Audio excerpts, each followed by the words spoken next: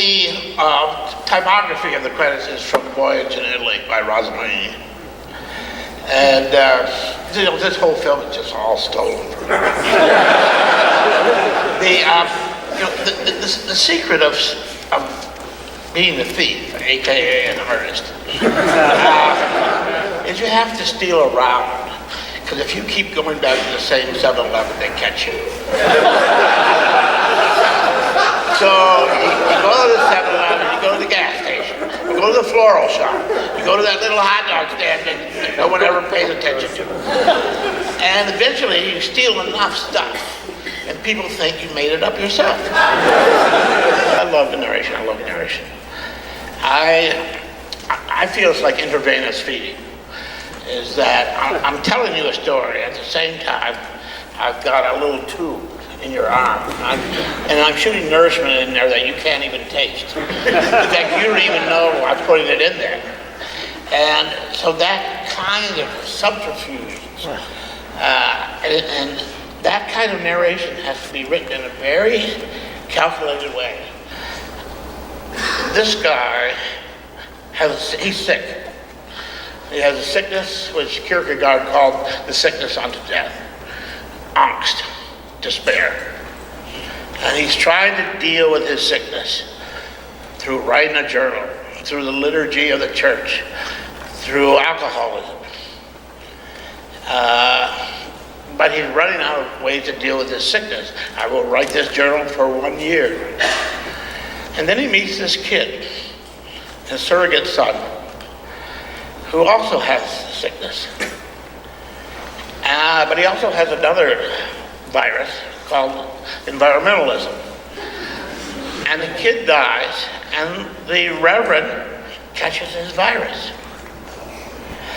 And so then it becomes a kind of a question. Is he really an environmentalist, or is he simply using the sanctimonious environmental mantle to wrap around himself to justify his selfish, suicidal course? I can't answer that question. But it is a possibility that he's, he just caught the virus and he's not really a believer at all. Okay. Now, when you're writing something like this, or in general when you're writing a screenplay that's not an adaptation or not like a biographical thing, how much of it do you have planned out before you write? For example, like when the ending of this film is absolutely extraordinary, but when you sat down to write, did you know exactly how it was going to end, for example? Well, I don't begin to write till I know everything. Till I get screenwriting is part of the oral tradition, and if you can tell a story for 45 minutes and hold a person interested, you have a screenplay. And then you just outline it and outline it and outline it. And by the time you start to write, you have more or less an idea of what's going to happen on page 65 and a half. And so I usually know. The ending of this film, I was, calculating which way to go. I sort of sensed 3 ways to go.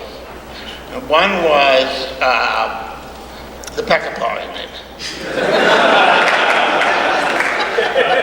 Which would sort of be a combination of Wild Ones and Zabriskie Point, which is he blows up the church and then for 4 or 5 minutes you see body parts in ultra slow motion floating around. And I thought, that would be really cool. That would freak people out. Please tell me you shot that at least. But it was also very expensive.